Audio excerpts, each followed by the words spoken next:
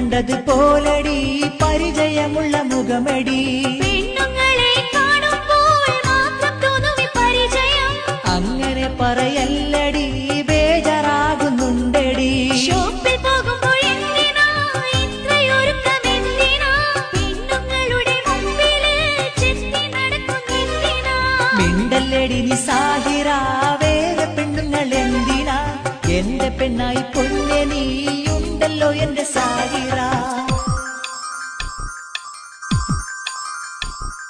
സോപ്പിട്ടെന്നെ മയക്കണ്ട അടവ് കാട്ടി മുങ്ങണ്ട